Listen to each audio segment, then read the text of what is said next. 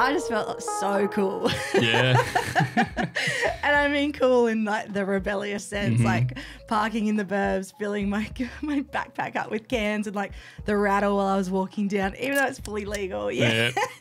And I took a selfie Bowie. coming back out and the glisten in my eye. I was just so stoked.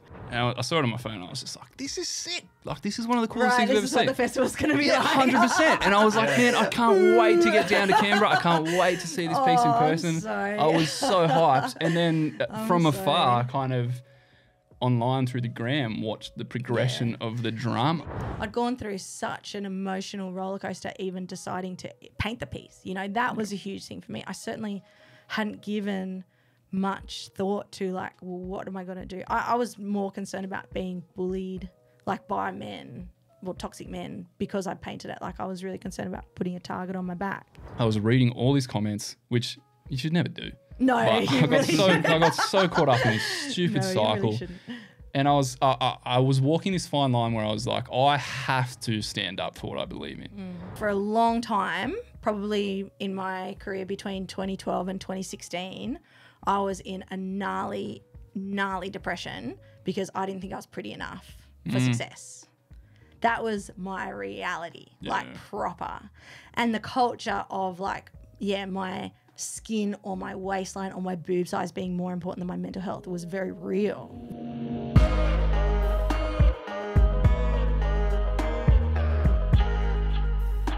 Thank you so much for popping into the flats, guys. It's been cool seeing you guys work around the town lately for Surface Festival. How's it been, both of you, how's it been working on that project?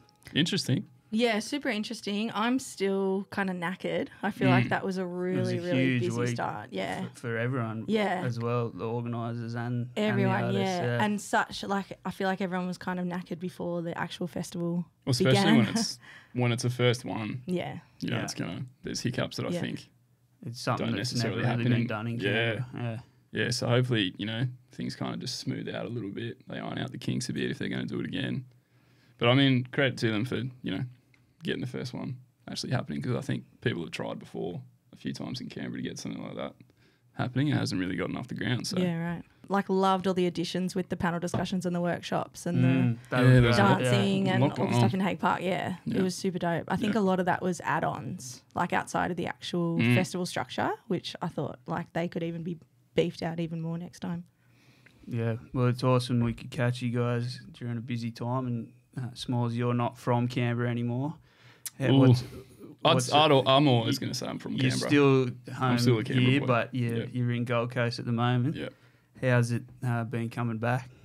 Yeah, good. It's good to finally be able to come back, because there was a big stint there where the borders were shut and I couldn't come home and see family and feel like I was back in my hometown. So it's been really nice to get back to Canberra. I've been here a few times now since the borders have opened up, which has been really good. And I think now that I can, I'll probably be here pretty regularly. It's always nice coming home to Canberra and feeling like I can get work here if I need to, which is cool. You're like this household name that's come up so much for me, because I just moved back. I grew up here, but I moved back 3 years ago, and your name's definitely come up a lot, but we only just met last weekend for the first time. Yep. So can you tell me who you are and what your experience has been here in Canberra? So I just grew up in Belco. Always a Belco boy. Do you mean like more art specifically? Yeah. I guess that makes sense. Yeah. I was always like an arty kid growing up and always did art at school, and that was kind of my hobby. It was always like drawing and painting and stuff. It was when I was like 12, I think, in year 6 at school.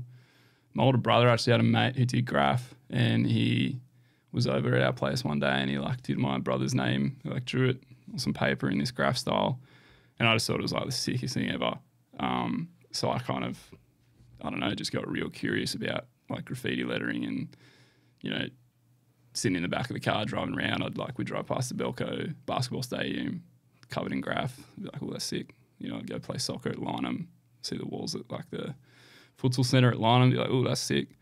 So then it was just like, to me, it was just another art medium that I wanted to try. Like I wanted to try painting with spray paint. So I kind of, started when I was like 12, just spraying stuff. Like my old man would just go and get like scrap wood. Oh, 6 years supported. Yeah, totally. I think because I had a bit of a interest in art already. It wasn't that I was like randomly getting into graffiti. It was like I was trying different sort of for the right mediums reasons, in a way. And then we lived like up a footpath from one of the legal walls. So I'd just come home from school and just sort of fill my backpack with some cans and kind of walk down and just practice. Wow. Which was cool. Yeah, and it just kind of became like the thing that I did. It was always like other hobbies, and there still is, but it was always like my main kind of passion was I had my painting. first experience at the Gungahlin Legal Wars, like at the end of maybe last year, I think. The Yerrabee ones? Yeah. I'd been hanging at that skate park in Gungahlin for a super long time, and I never knew those walls existed. And even though it was a legal space, I just felt like so cool. Yeah. And I mean cool in like the rebellious sense, like parking in the burbs, filling my backpack up with cans and like the rattle while I was walking down, even though it's fully legal. Yeah. And I took a Rebellious selfie Bowie. coming back out, and the glisten in my eye. I was just so stoked. Just hooked on it. Yeah. It gets you. Yeah. Yeah, it's cool. Like Canberra's a funny, weird little pocket of a Yeah, place to it is, kind of yeah. to grow up Two and be sides to it. painting. I feel like that really public, clean, politician, like what the outside see, and then being inside growing up, it was all about the subcultures. Very much like wasn't about moose heads. It was like everything that you couldn't see. For me, it was No like offense to house moose, parties. No offense to moose. love Spent them. my fair share at moose. But yeah, so much of Canberra opened up when I got interested in the subcultures behind the scenes. Yeah, and it's cool. Like growing up here and seeing all that stuff just progress. Because it wasn't too much of it when I was a kid. Literally to the point of it being like on the public, like the biggest walls in Canberra now. Yeah, Full circle. yeah. More walls here than I think Australia combined. There's more legal walls in Canberra. There's 33, I I've think. heard that. Yeah, something which is like that. just wild. Which is I had huge. no idea. And it's cool. And like it's still fun painting less than legal walls. But the legal walls are good too. Don't know. What happens when you paint less than legal walls, as far as like how long does it last, or is it then up for I'm not the best one to ask, and I'll be the first to say like I wouldn't count myself as a writer, because I mean the ones that I've done, no one would know about. Like there's That's a whole smart. there's a whole thing in graph about getting like fame and getting up and getting Yeah. street cred, which full respect for that. I was personally never really too interested in doing that for myself. So I loved kind of just going into like complete abandos or like weird underpasses or just random structures in the middle of a farm. so more spaces where you could relax and like flex as opposed to or rush, like even a rush building through it. that's going to be like knocked down. I'd kind of just sneak in there. God, that sounds so dreamy. It was real trippy, and you kind of you wig out a bit, but it's stuff that like no one else sees. I don't do it for anyone else, and so I'm not really the best to ask in terms of like how long illegals sort of stay like proper, when you're hitting trains and stuff.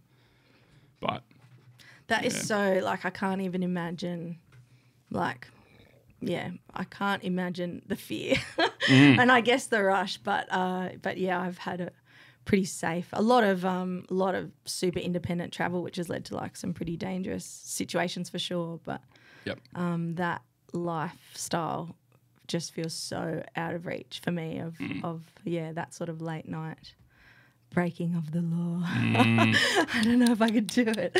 no, you stay good, boy. Legal walls, woo! You ain't about that life. Neither am I, really. No. But I was interested in, I'm interested in the culture, I suppose, of that taking another writer down, or those beefs, or whatever the slang is these days of the culture of graph being pretty cutthroat, I suppose, or quite, quite It's quite an aggressive yeah. sort of culture to get into. And it was interesting because actually on that panel discussion. Yeah, that you I were was actually going to involved in- mention that, So over last weekend for the Surfers Festival, I was on a panel discussion called Shaking Up the Gender Imbalance, and Smalls and I, introduced yourself to me probably the day after. And I know that you're at that. I saw you in the panel crowd.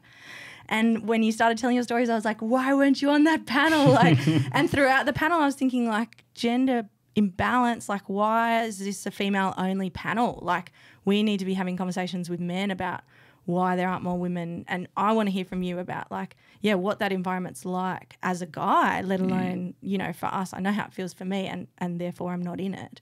But you in these environments for years and years growing up, and you're here to tell the tale. Yeah. Well, I really wanted to go along to that discussion specifically. I was hoping to gain some knowledge of how, as a guy, I can best support women in that area. So, but there was a comment made by one of the panelists in there that, you know, men have this support of other men when they get into graffiti, and we have the other graffiti guys to kind of back us all up. And that to me was like really surprising to hear, and kind of made me think that maybe don't quite understand what it's actually like, because it's not like a welcoming, come and hold my hand, lollipops and rainbows, get into graph, us and the boys. Like, do you mentor each other, or do you have mentors? Yeah, like you do if you're kind of lucky. Okay.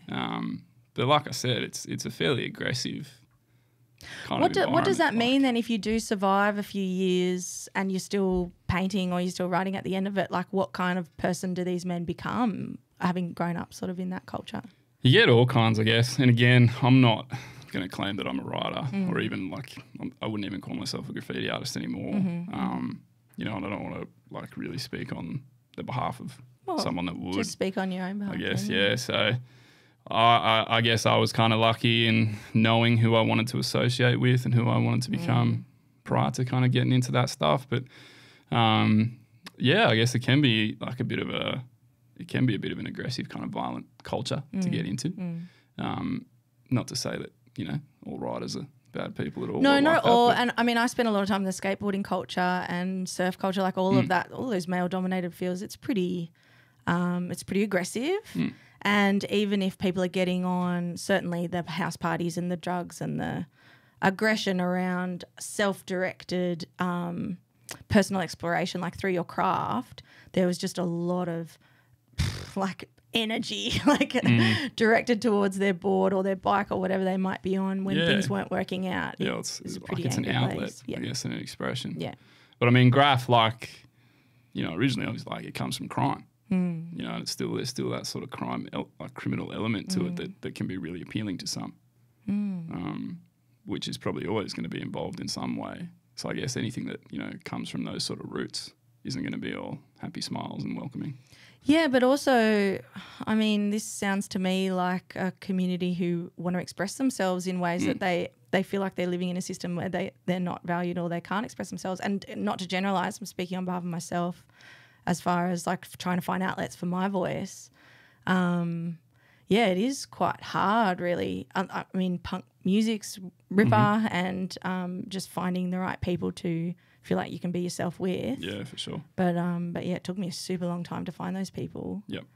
And I guess I sort of spoke briefly earlier about a lot of independent travel and a lot of potentially dangerous situations, and a lot of that was in the music culture and crawling the back streets of Edinburgh looking for punk rock shows and being on my own as an 18-year-old woman and thankfully having a camera to sort of hide behind and documenting it rather than engaging. But formative years, and certainly I've felt blessed and cursed so many times during my life because almost all my hobbies are male dominated. So I've so often been the only, or certainly an underrepresented person within that group. Yep.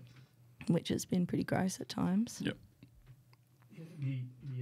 The other interesting comment I heard at that panel was that what you were talking about there, the safety of going out at night and doing these illegal walls, and the fact that a lot of graph writers cut their teeth and learnt their craft doing that illegal side of it, and maybe women don't have that as easily accessible because of that safety side of it. Yeah. So you noticed that you were able to fit into that because you'd always been doing it. Do you think that's part of the problem?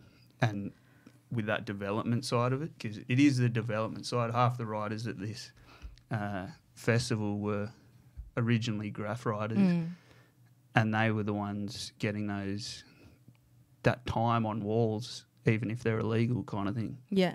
I'm hearing it from both sides of the gender coin at the moment. Like I'm certainly hearing from young, I mean young in their career, so like emerging female street artists, and certainly women like myself who are really interested in spray paint as a medium, and we want to practice large scale, and the best place for that is the legal walls, and coming up against that sort of animosity even in that legal space. I haven't felt it personally. I felt really welcomed, but I haven't explored that hugely in my, time yet. But from all accounts, it sounds like men experience that as well. Like that's not gender specific for women. I think when it comes to safety, it's not just it's unfortunately not just on the illegal walls or the legal walls being out at night. It's walking down Bunda Street, very much so. Like I've certainly, it's just gross. Like, yeah, we even, when we first met and we were talking and you kind of made that comment, or I think I was talking about how like sometimes I'll be painting at night because, if I like decide to project something, I'll do that at night. Oh yeah, sure. You made a comment. Yeah, projection's gnarly. Like yeah, you're not safe, and No. I haven't really experienced that. Oh, you're a burly dude. Well, yeah, I guess I haven't really. I just need more muscle. Yeah, I'm like, sick, fight me. Well, actually, that's true. Yeah, you did say that. You said, no, if someone comes up to me, I'm gonna say, cool, fight me, let's go. Yeah. Whereas I stay small. Yeah. So this is this is sort of the story behind the Rest in Peace Toxic Masculinity mural, because certainly throughout my life, I have survived by staying quiet. That has been my number one go-to. I blend into the shadows. I go invisible. Very no aggression here. Certainly, Yeah, it is. certainly not an aggressive person. I'm not I don't experience anger. In my experience, I suppress anger and it comes out later in anxiety. So I take on a lot of female street artists through mentorship and work experience and stuff, and was painting a piece down in Queanbeyan where we were projecting. It was a super long wall. I work with a lot of typography, so projections are like my super best friend. Like I'm OCD about my clean lines and my spacing between letters. So that's been my port of call. And with this new female assistant with me, that was her first time projecting with me, and she's learning the craft of street art. This guy came up pretty, I don't know if he was drunk, but he was pretty loosey-goosey, and just really liked my assistant. Like really, really liked her and wanted to talk and wanted to see more of her, and started singing to her, and Ooh. We didn't feel comfortable. Yeah. She was very quiet and just focused on the wall. And in my experience, which, I've had a lot of, that's what I do too. But because in this instance I was her boss and I was certainly responsible for her, I found my voice for the first time almost ever, I feel like. And I was up on my ladder and I turned around and said, you need to go away. Yep. We're working. This is inappropriate behaviour. You need to go away. And he's, I've got nowhere to go. And I was just this whole guilt trip. And I was like, look, I'm sorry. Like, you need to leave. Yep. And so the next day when we started painting together, I brought it up and I said, how are you feeling about last night? Like, that felt really uncomfortable. Are you okay? And unfortunately, felt like it was time to have the chat about how that's really common, how I get that sort of behaviour almost every time I'm projecting, especially in the Canberra Centre.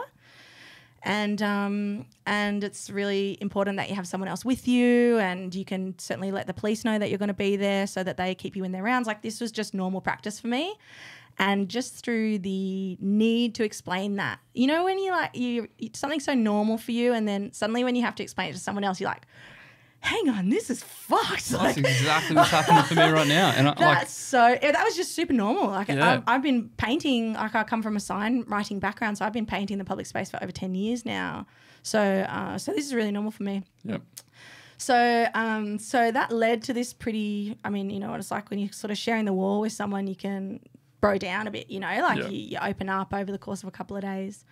So this led to a pretty great conversation where I was like, have you experienced much of that behaviour before? And she said, a little bit, but, not too much. And what about you? And I was like, yeah, like, yeah, I don't know, like what is going on with me, but man, I've got a list as long as my arm. And the more I thought about it, the more there was just something, endless examples. Okay. And yes, I've traveled on my own, and yes, I've been out on my own, you know, in the wee hours of the morning and stuff. And a lot of people will say you bring that upon yourself, but now I know, now I'm in this situation where for the first time I'm really like kind of mothering her, like standing between her and this man saying, no, that is inappropriate behaviour. Now I'm seeing this new perspective on my experience where through this conversation with her, I'm hearing myself and I'm like, it's not my fault. Like, I didn't deserve that. Like, it's not my fault. And you know, I've gone 30 years thinking that it was, and I brought that upon myself for all these multiple reasons, which is what I've been taught. Yeah. So once again, these heavy brainwashing techniques sort of unraveling within me. And so I got angry, and I, you know, call it my feminine rage. I just was driving to and from that gig every day, that mural, thinking, this is not okay. Like, what, you know, I'm doing so much work to bring more street art, like more women into street art. I'm bringing someone on in every mural that I do. I'm teaching workshops to young women. Yep. Even if they're not going to pursue a career in street art, I think it's really important for people to use creativity, to learn how to problem solve, to learn how to express themselves. Like, this is empowerment it gives young people for sure. It's huge. So how do I then go to them and say, oh, but by the way, you're going to get sexually harassed? This is a bit sus. Yeah. I'm going to teach you how to paint a mural, but I'm also going to give you this self-defense class and carry some mace. See, this is crazy because like what I was saying before, I'm not at all an aggressive dude. Like, I would definitely not start a fight.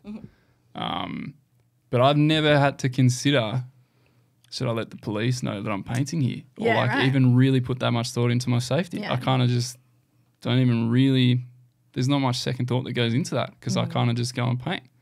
So for that to be not just a rare thing, but that to be like a genuine part of this type of artwork during the day as well.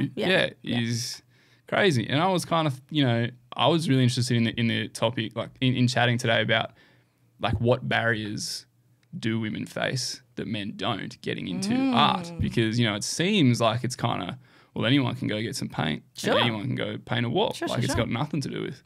But like, if there, you know, there's obviously a genuine issue of safety. Yeah, who would have hadn't even really considered. Especially it's art. Like, it's not like we're out there like tackling each other. Safety is a really big one when painting in the public space. Another thing is like safety around me, quote unquote, expressing myself. Yep. So it's a bit of like a tall poppy syndrome. Like, I'll be up there and just randoms will walk past saying I'm using the wrong brush or I've spelt it wrong, or just an endless sort of commentary on what I'm doing, really kind of just reminding me that I've got to really think about what I'm doing. Yep. Don't get too tall. Yeah, no, definitely not. Definitely not. Stay humble. Yeah. And also some other good ones I've had are like, you know, we use our phones to copy the artwork, like as reference, or get off your phone, like, what would your boss think kind of thing. What? Like, quite a bit of that.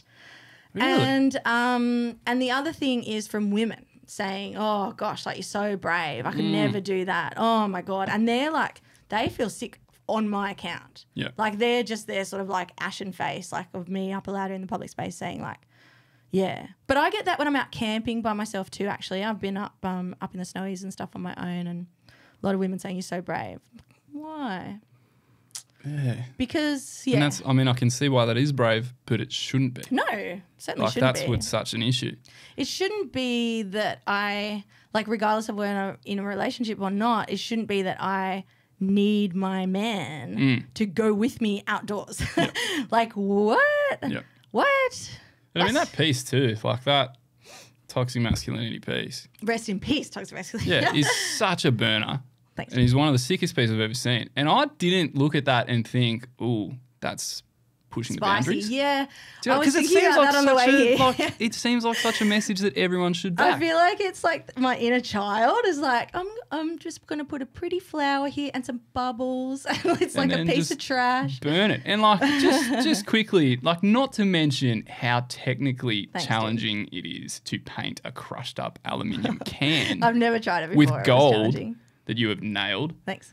but to also have that kind of meaning behind it and that sort of clever twist on it. Thanks. Thank you. Like so I watched all this from like a real kind of outside perspective, and I was up on the Goldie and I knew I was coming to Canberra, and I saw you post this, and I saw it on my phone and I was just like, this is sick. Like, this is one of the coolest things I've ever seen. This is what the festival's going to be like. 100%. And I was like, man, I can't wait to get down to Canberra. I can't wait to see this piece in person. I was so hyped. And then from afar, kind of online through the gram, watched the progression of the drama. This, by the way, this is like at least 500 more likes than I've ever received on any post. Wow. Like, it just, it's huge. Big. This piece should be seen by everyone.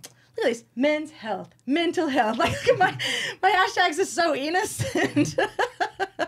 I care. Unbelievable. So what did you feel, Bowie, if you're comfy talking about it?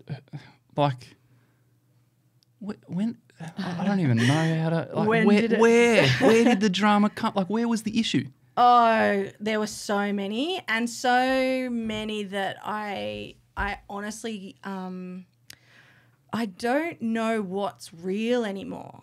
Like, it felt like this this snowball effect of assumptions. Mm-hmm. Lots of people in my immediate sphere assuming that that it had to come down, like there'd been complaints and it had to come down because of white men and rich people and there was all these assumptions, and then we as a collective kind of got angry. And there was also these assumptions that it's so complicated that I can't really like brush over it because every single thread of like every single day new information came to light that totally like trashed on what we thought was the truth. Right. And that was just like this bizarre, it felt like I was being gaslighted, like it was really intense. So essentially, I mean, that was, as you know, that was like a jam wall for Surface Fest artists, specific ones, I think, not everyone. It was sort of invite only. That we had permission from the producer to go down and paint. I, as well as everyone else, I believe, was under the impression that we could do what we wanted. So there was no need to give in an artwork or anything like that. Submit a design, which we had to for all the others. Yep. Which I then had to for that space. Yes, so did. Well, I'm glad they learnt their lesson. Yeah. It was an interesting time. So then, you know, because that that sexual harassment that had happened with my employee and I, that was about 2 weeks earlier. Mm-hmm. So, you know, I thought that the stars had aligned for me to actually. That's an opportunity for you to express that issue. This is time, and this is a time in my life, like I said, where I'm actually saying no, like no more of this. Yep. And this is no more just for me. Like, I can only speak on my behalf. This is RIP toxic masculinity because I'm not accepting this behaviour in my life anymore. And neither am I. And that's why I 100% back that piece. And I think everyone, why wouldn't you?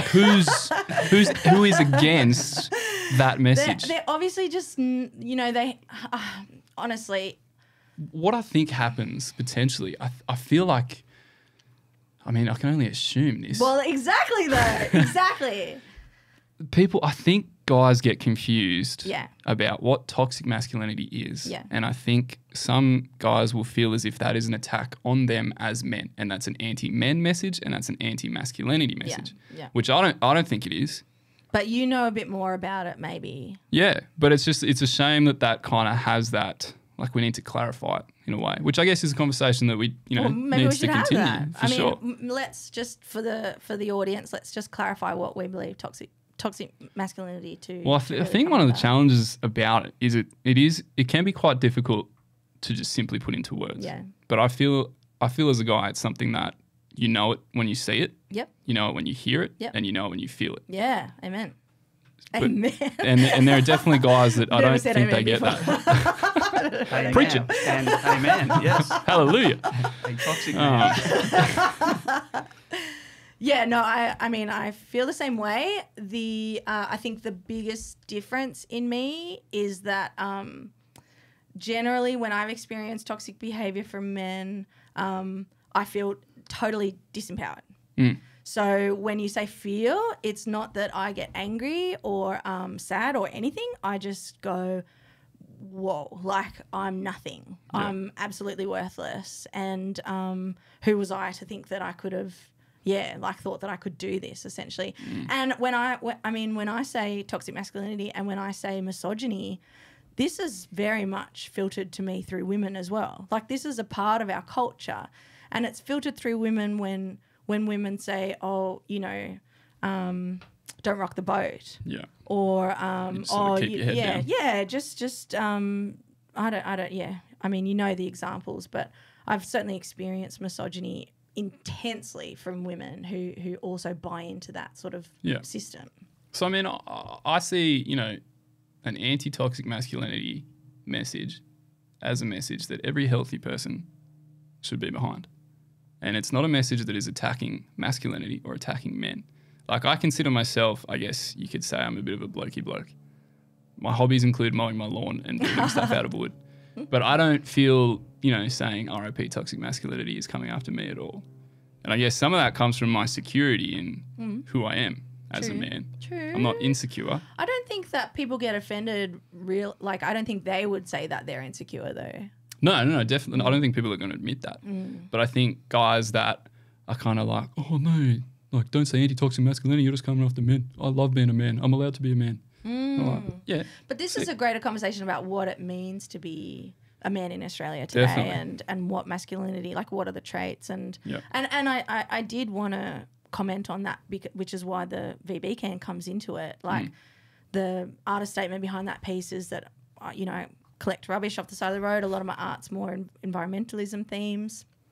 I picked up that can a few years ago and it was squashed so beautifully. So beautifully. I had to, I just couldn't throw it out. I had to do something with it. But the problem I find with a real fascination with branding and capitalism as themes throughout my work is that if I paint a piece of trash, it turns into an advertisement for that company. Right. So I'm always a bit torn. Like, what do I do? Do I paint the original logo or do I change the words, blah, blah, blah. So when this one came to mind, like I look at that VB can and just in my mind, it just, you know, the words merged into RIP toxic masculinity. It was aha moment. I paint it. But the idea really is that the can is a symbol for like the blokiness really and that archetype of Australian men. And what I know from extensive travel overseas to be this worldwide understanding that Australia is a racist country and is a sexist country. And when I look at the VB ads that are so clearly geared towards men and someone's tossed that can out that window and littered our country, it's sort of just became like a really quick connect the dots to make that message like super strong. I guess a commentary about like where we're going as a country and the symbol of the can being thrown onto the environment as a symbol for how we're treating the environment and treating women and just what's okay, what's considered okay. Painting it in the civic centre is relevant. Like definitely. I think what was so weird too, because it's a message that, like I said, you'd kind of hope that every healthy person is behind. Yeah. And that's where we want to progress. Yeah, that's where it starts to become have a bit that dangerous. censored and taken down. Yeah. Like watching that from an outside perspective, I was kind of like, is someone trying to defend toxic masculinity? Yeah. Are people saying, no, we don't want that to die? No, it took me like days because I went into a full shame cycle. Like don't have experience speaking up for myself. Don't have experience articulating my experience with sexual harassment or anything like that. Just had a lot of therapy, thankfully. But yeah, so it took me quite a few days and a lot of conversations with people that I really trusted to help me find my own path forward through this. Like I really had to turn to certain people that I knew would see the bigger picture.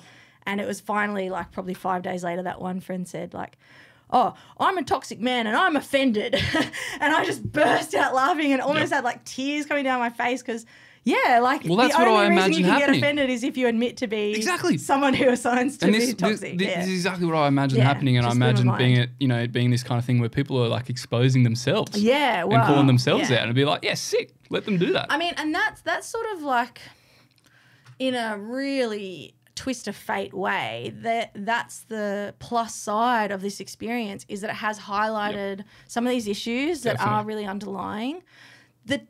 I guess like the problem with that convoluted process that I can't even put into words about how that artwork got gaslighted into being racist one day and then pushed over here to be, no, it's a legal problem the next day, and then, oh, you know, no, I support you, that was amazing artwork, but then the next day after that, there's a whole other, you know, like you were response. being PR managed. Yeah, definitely. But they weren't speaking on my behalf to the media, and that was really crucial. Like, that was a really dangerous time for me because the media is completely unreliable, terrifyingly unreliable. And really quickly, I learnt that I can say one thing and it can get twisted another. Mm-hmm. So for the ACT government, who I totally respect, and they had my back and they supported that artwork, they definitely supported the artwork, but they had a silence because they weren't festival producers. So they had a blanket silence, so they couldn't speak to the media. And then the producers, for whatever reason, chose not to acknowledge it either. So I was out on this limb on my own being like, no, like, I didn't mean it. I didn't mean it like that. Like, I was just expressing myself. And then those articles got twisted, and the Canberra community, bless them, jumped on this clickbait bandwagon. Oh my gosh. Not even like the article itself was firewalled behind a subscription on the Canberra Times website. So I don't think many people actually read it who were commenting on Facebook, and it got shared all around. And was that like positive? Commenting? I mean, I didn't read the comments. I only heard through. Pretty smart. Yeah, I was so fragile throughout that time, but. I heard through third people that a lot of it was positive, that it was a great artwork and it should stay, but a lot of it was negative as well. And I think more than anything, it was this anti-government, like the government are censoring artists, you know, really like, and almost like really quickly linking, quote unquote, the government to federal politics, COVID response. Yeah. You know, like everyone's feeling hard times. People take a bit of a leap to assume what huge. the, you know, so that's where it felt like clickbait, because everything that I'd said had been shortened in some way. I thought I'd been quite articulate, and my approach to the media was very much if people feel offended by this, like, I think one thing I was like really happy about saying was if you feel upset by this, if you feel like silenced or threatened or are comfortable, then why? Yes. Because I felt that too, and I think that's a conversation that we need to have. Definitely. But that got cut.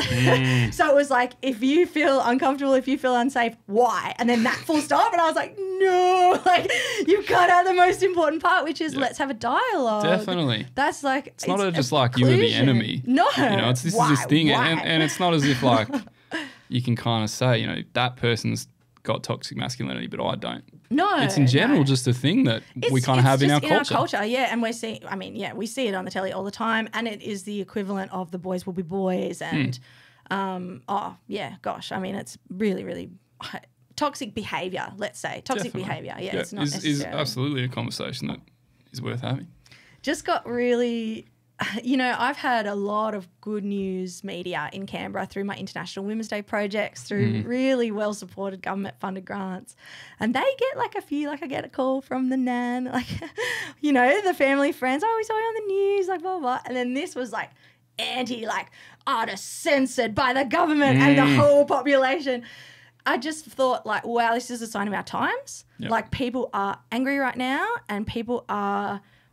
like there's a real animosity in the air. People are quite upset by what's been happening throughout COVID, the bushfires, the floods. Like, we are experiencing a disconnection between our federal leadership and the people on the ground.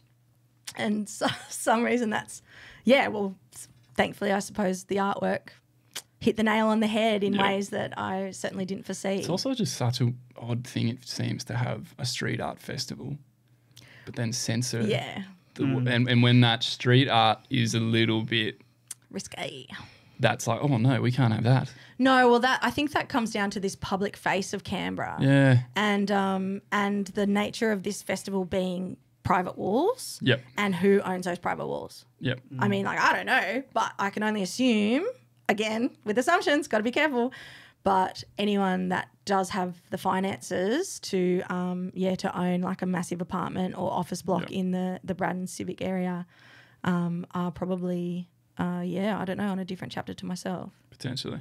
But they benefit from this art. This is this really confusing role that I think street art is playing right now across the world, which is that it's become a hot career. It's become this like sought after thing. To be a street artist is a relatively new label in my experience. It's about 5 or 6 years old. And we get brought into areas that they want gentrified, and we raise the value of that area, that neighbourhood. But then it almost feels like our work is getting gentrified in a way with like what we're allowed to paint. Yeah. It was weird for me because I had my dates lined up that I was going to be in Canberra while Surfers Fest was on. So I was bugging the producers like, hey, I'm going to be in town. Like, were you an artist like within the festival? No, not technically. I kind of weaseled my way in, a little sneaky, because I was going to be in town. So I was bugging them, going, hey, I'm coming down. I'm going to be in Canberra. Like if there's a free wall, I'd love to paint while I'm there. And I got offered your wall. Yo, Smalls, a wall's opened up. Yeah. And it was, they offered, me to paint over Bowie's piece because they were kind of like, well, this piece, it's gone. It has to be painted over anyway, so you can paint over it. Fair enough. And I was sort of like, that's one of the biggest problems with that mural, apparently, was permissions. That we didn't have permission to paint there. The girl painting next to me and I painted together.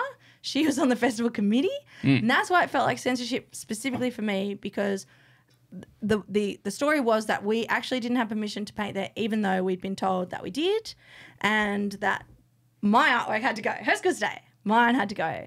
So for then you to be offered like this idea of permissions. Well, I don't think it was an issue with that space being painted.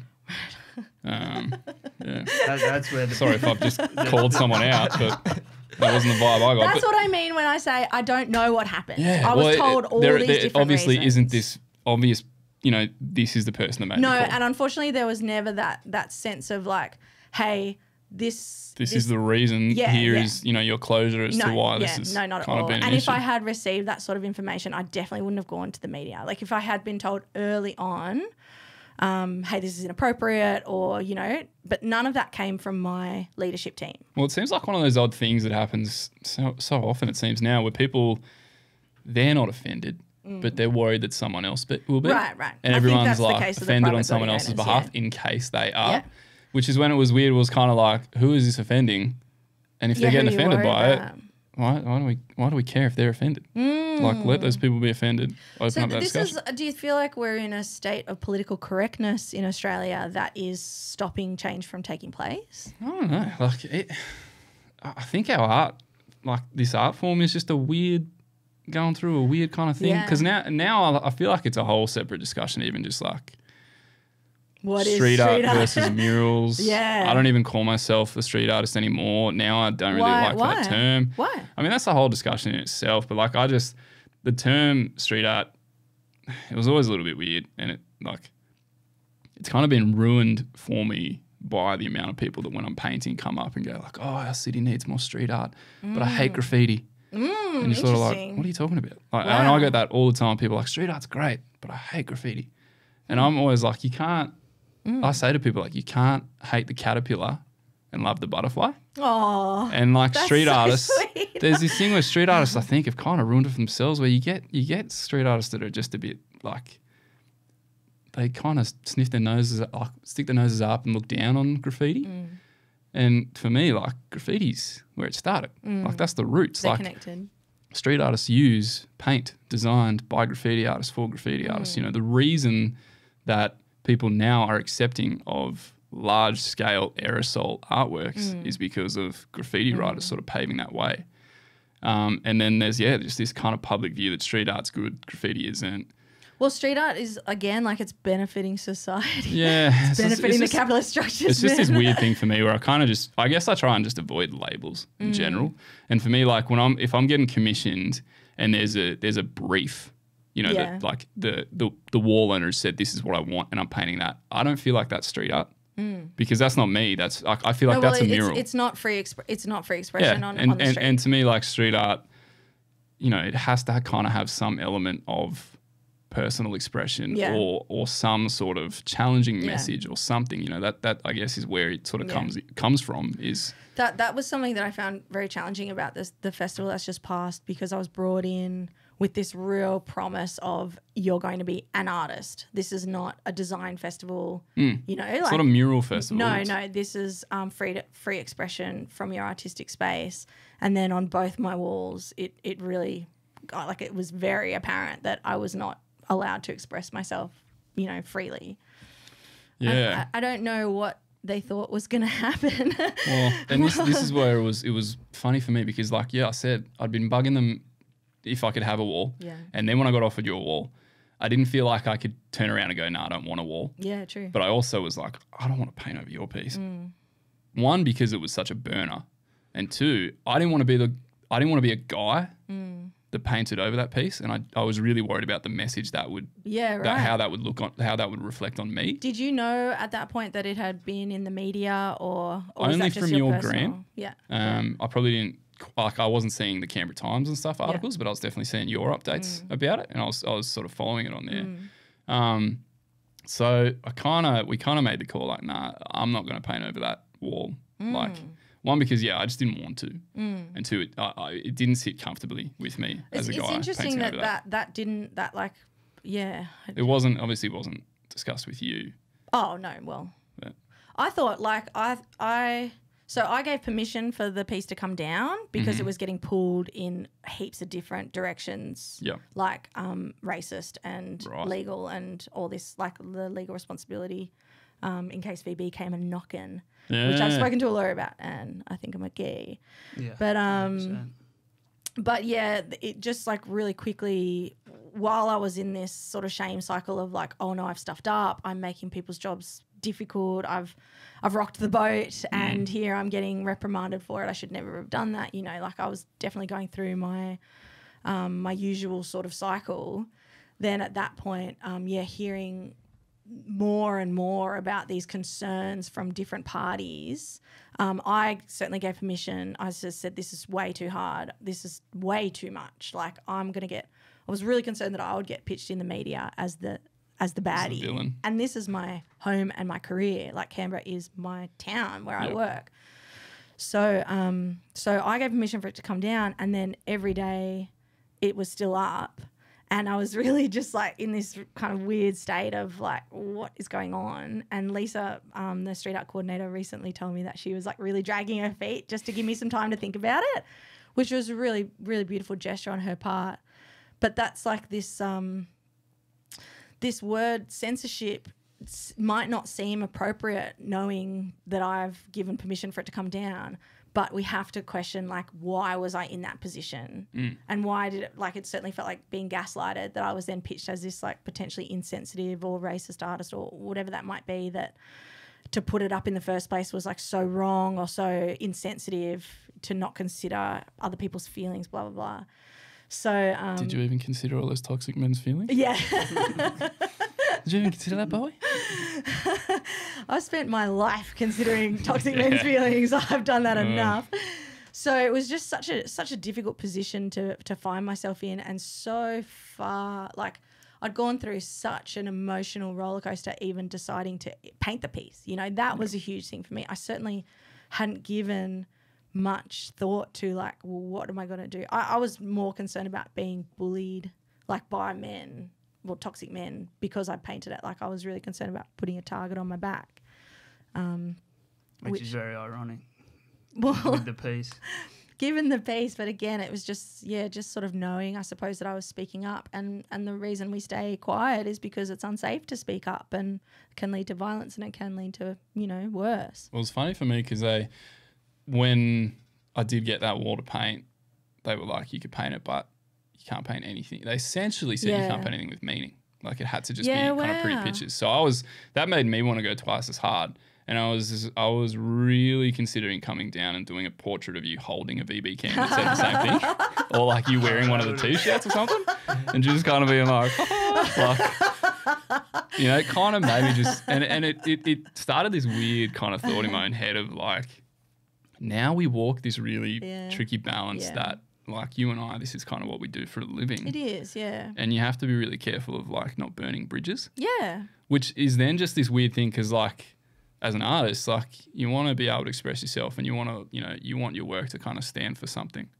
But when you're sort of told like you can't, by the person But what does that actually mean for society, when we're it brings up these really interesting questions, I think, around art, like the role artists play and the role street artists play in Australia, as far as like, what are we actually here for?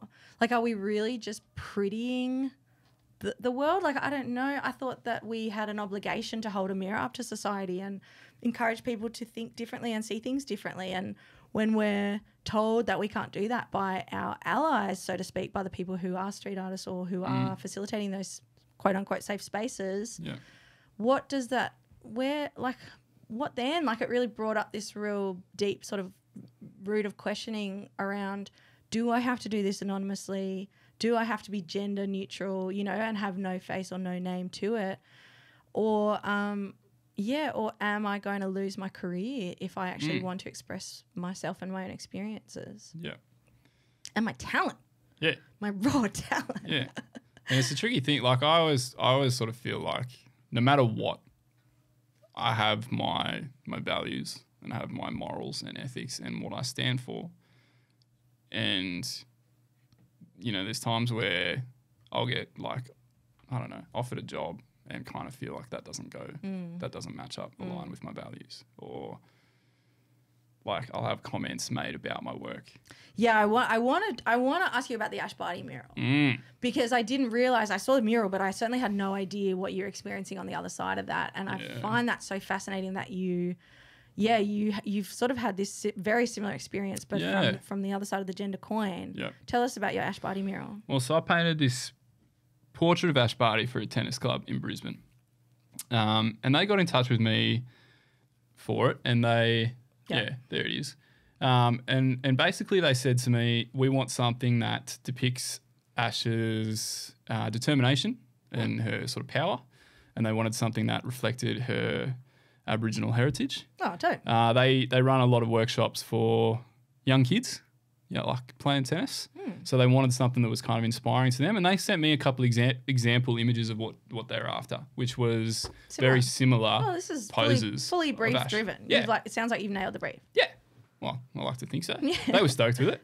So I painted this piece and the timing coincidentally worked out that I finished this painting a couple hours before Ash Barty won the Australian Open. Great match, Ash. Yeah, which just worked out really well. And then at the end, she kind of did very similar pose, and I was like, oh, that's sick. And it was amazing. Like, we loved it when she let that emotion go. Yeah. The country loved it. Yep. Yeah.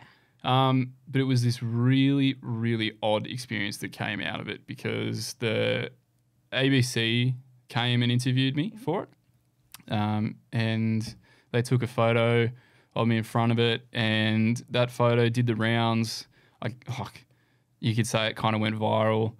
It sounds like it. You said that one repost had 80,000 likes? Yeah, there was one with that. It was kind of like... That's pretty viral. The week I was just getting tagged in posts of it everywhere. Wow. Of the photo of you in front of it. So your face was really connected to it? Yeah, I was standing in front of it.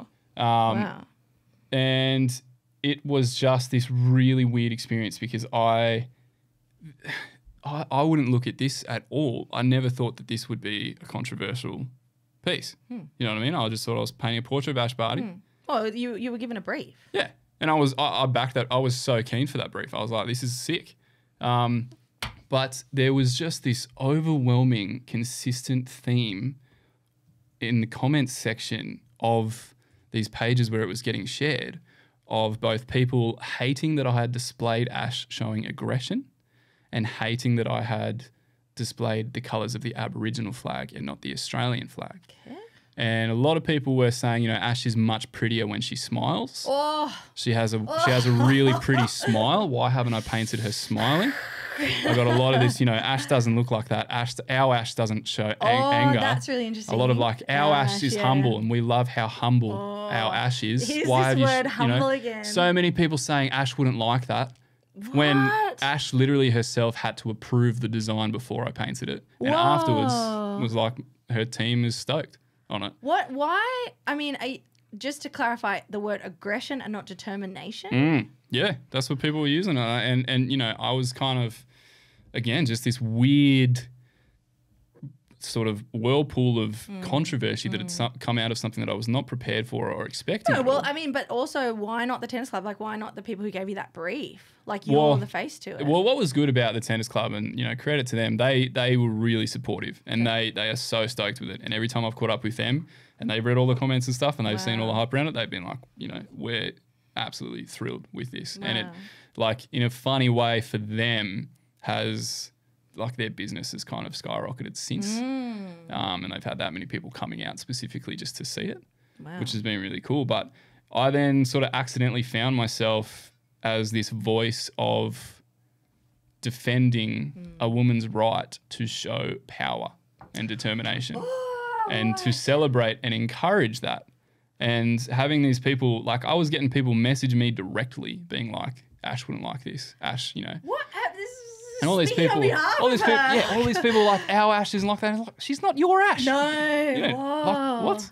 I can't imagine the pressure that she's under. Yeah, 100%. And the whole tall poppy thing comes over. Like, we love Ash because she's humble. Yeah. You know? But like, there's that word, what, like, and it's like, why does humble mean staying quiet? Well, and why does humble mean staying sweet? Why does it not mean celebrating your success? Like, Ash obviously has these personality traits to her, like power and determination. Yeah. And that is how she's become successful. That's why we love her. You don't get to that point by sitting down and staying silent. No. And, you know, and being this kind of golden girl staying in your white lane, which is what Australia seems to kind of want her to do. And women, all women. And it was also this weird way of, like, these weird people were messaging me going, why have you made this political by painting the Aboriginal flag? Yeah. And I was kind of, I had this moment where I was reading all these comments, which you should never do. No, I got so caught up in this stupid cycle, really, and I was walking this fine line where I was like, I have to stand up for what I believe in, and I, you know, for my own integrity and values, and you know who I feel I am and want to be. Where am I gonna defend this issue versus where am I gonna like just ignore it? And it became this sort of, you know, for a week or two, where I was getting these direct messages to my page, and it was kind of, at times I'd feel like, oh, well, this is what I do for a living. I have to kind of be nice and respectful. Yeah, I felt versus, that too. Nah, I'm standing up for this, you know. So I was writing back to people and kind of saying, you know, like, if you are politically threatened by the colours of an Aboriginal flag, that's on you. That's not on me. That's not on Ash. You know, people messaging me saying she looks much prettier when she's smiling. I would kind of have to really construct this reply to that. But I was kind of, in a way, I ended up being really grateful for the opportunity to speak about this stuff and to kind of create that conversation. Once again, I wish you were on the panel discussion. Well, it's something that should absolutely be celebrated. And I was so thrilled with the brief to celebrate a really, really strong, admirable woman's power and determination. And the fact that really ruffled feathers just kind of expose this issue that you can very much be blissfully unaware of it. Yeah, until you're accidentally kind of thrown into it, into the mix of it. But I find that to be quite challenging through my own experience, because I felt so alone while I was in that place of having to defend my choices and defend my artwork.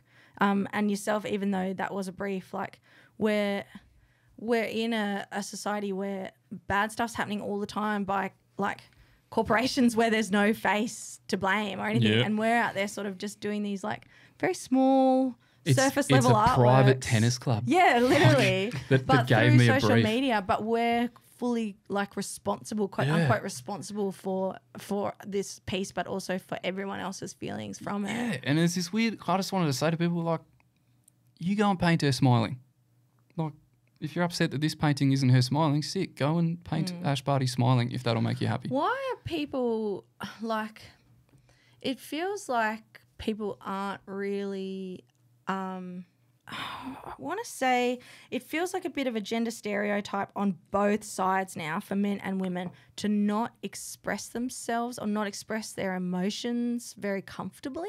And this feeling of being too vulnerable or being judged or ashamed for expressing ourselves, I think has led to women not feeling empowered or strong or given a safe space to express themselves, but also the gender stereotype around men as well, not expressing their feelings or not really comfortably communicating what they're experiencing to each other or to others.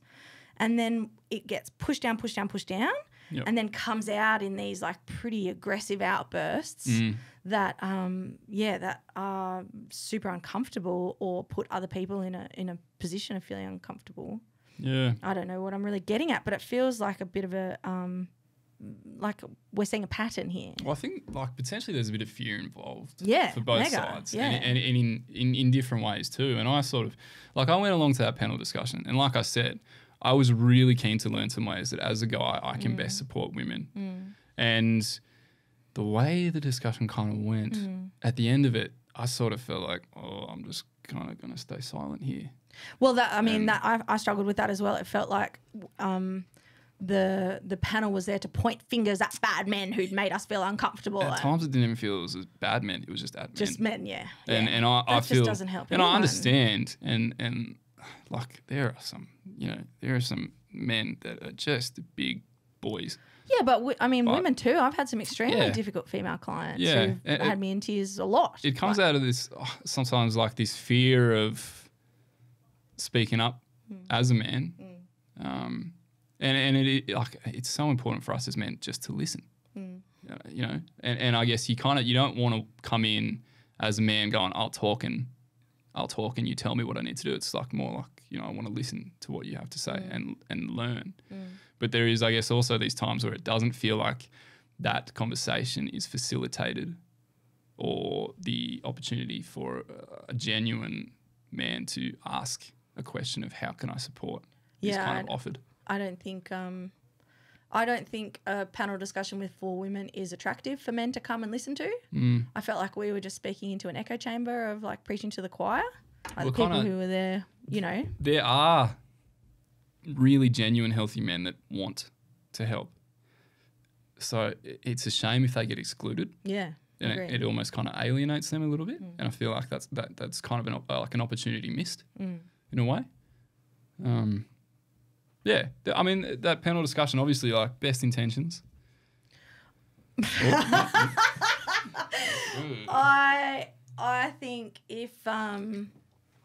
I think if we want to shake up the gender imbalance in street art, it would be better done facilitating female-focused workshops on the ground during the festival, mentorships for every male and female street artist out there to have people that they were training on that job. So if you're doing like female-focused workshops, do you is there like inclusion for the young boys? Well, that was a question that the male host of that panel discussion brought up, like, why aren't you mentoring men?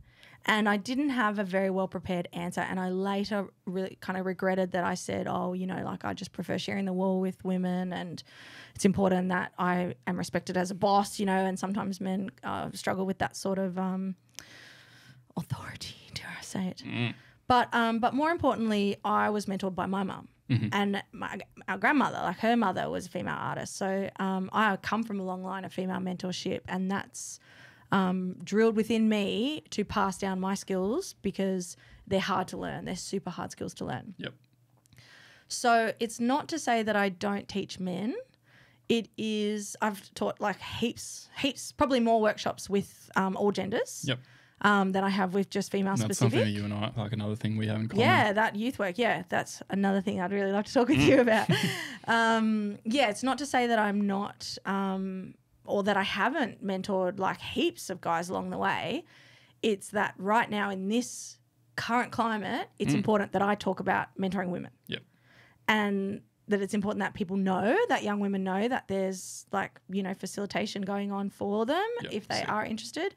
And it's important that we're providing, our government and our community is providing safe spaces for women to climb up towards that glass ceiling, if we want to sort of use that language, to then flourish on their own, because it is really challenging, both with our conditioning around not being brave, not having a voice, all the things that I've described within myself, but also that safety and now more than ever, the art schools being defunded, graphic design's super male dominated, graph's still male dominated, like everything that would funnel a young woman or a young non-binary or trans person identifying as woman into a street art or graph or even graphic design or illustration, like all of these things, they're having to every chapter, every level up, is like more obstacles.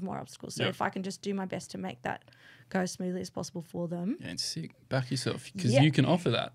Yeah, but I didn't say that in the panel discussion. I was like, I don't like working with men. Yeah, there was a lot that wasn't said. I wasn't prepared to be asked that by a man. Like, why aren't you? Like, you must be sexist. Like, why aren't you teaching men? I think you know, but I wanted to ask you that so you had the opportunity to elaborate on that. Yeah, well, I found it really challenging to be asked that in a panel discussion called Shaking Up the Gender Imbalance. Like, why aren't you teaching men? I was like, well, we're here because we're all trying to shake up the gender imbalance. Like, I would have thought the reasons would be, obvious. So that, like, the title of that, like, Shaking Up the Gender Imbalance, for me, like I kind of mentioned before, I hadn't really considered safety as much, as big of a kind of obstacle.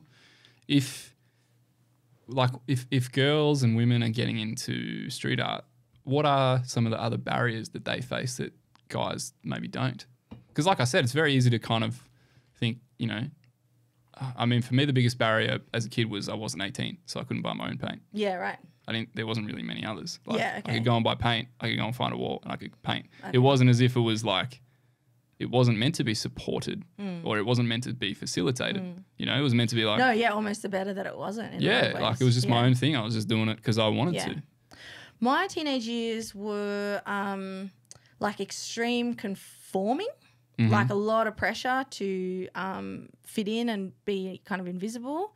And on the home front, like a real inability to back myself. Like you keep saying, like I've never had that advice throughout my life. I've almost never been told to back myself. Yourself, Bowie. Thank you. I'll back you. Get it tattooed. Thank you. I'll cross your back. It's been much more of an upbringing around how to make other people feel like okay, less about my experience. Yeah. And also this idea of not rocking the boat, like essentially sort of how to get through it as meekly as possible, find a husband, raise kids. And if you don't want to walk that path, then you're diseased, or, if you don't have a boyfriend by the time you're 30 or whatever that might be, there's something wrong with you. And if you're a single mum, there's something wrong with you. Like there's just so many gender stereotypes around single dads being, so loving and amazing people, and single mums being a drag on, like there's just a lot of things like that. Something particularly like talking to a male friend about the RIP toxic masculinity piece coming down in the few days afterwards. What you keep saying about backing myself, like because I don't know how to do that. Like I haven't been taught how to do that. Yeah, well, it's really hard. Yeah, it's really hard in practice. Easy said than done. It's hard in practice when every time in my experience I've tried to hold a boundary, it's been stomped over. Yeah. So that boundary response is you're too sensitive. Or this is how, this is how I care for you by telling you the truth. Or that experience of not having my boundaries respected, and this no means no, like in my experience no means yes. Really, I know what's better for you. So what I was sharing to my male friend, who was so excited by the piece coming down and was like, woo, like, yeah, you've made it, I was saying, like, I have not been prepared for this. Like I don't know how to be in this situation. I don't know how to back myself. I don't know how to have challenging conversations in the heat of the moment.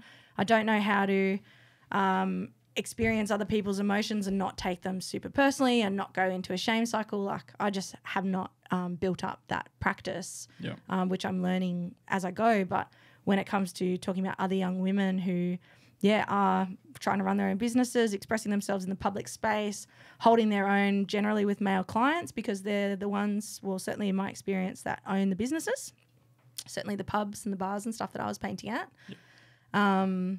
There's just this, it just feels like there's this super fine line, like this really narrow area between, frigid and slut, for example, or like meek or on a period, or,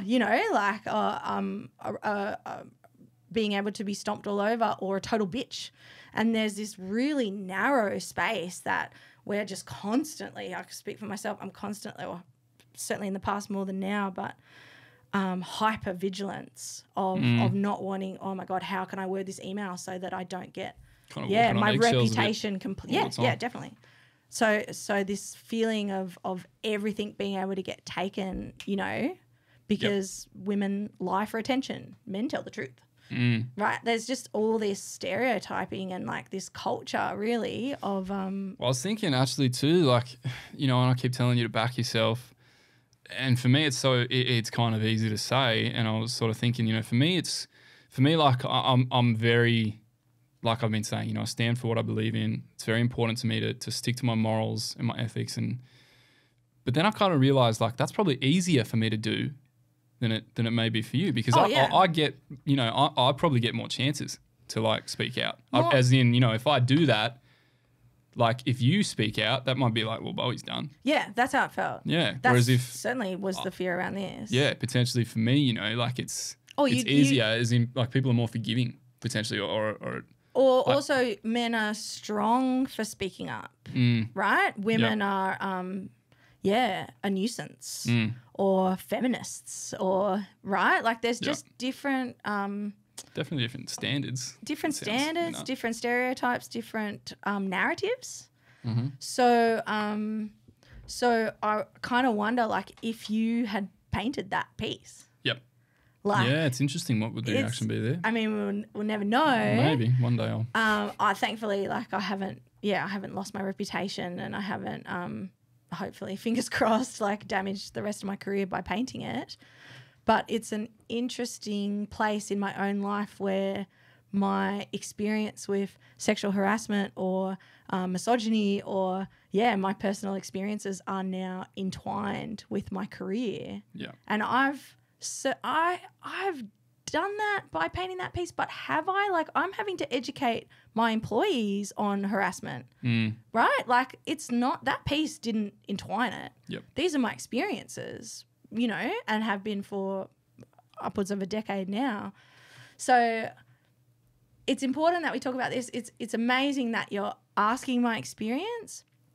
And I think, like, both of our work with youths and ongoing conversations, but generally if you, Smalls, are treating a young woman the same way that you're treating young men, you're doing the best anyway.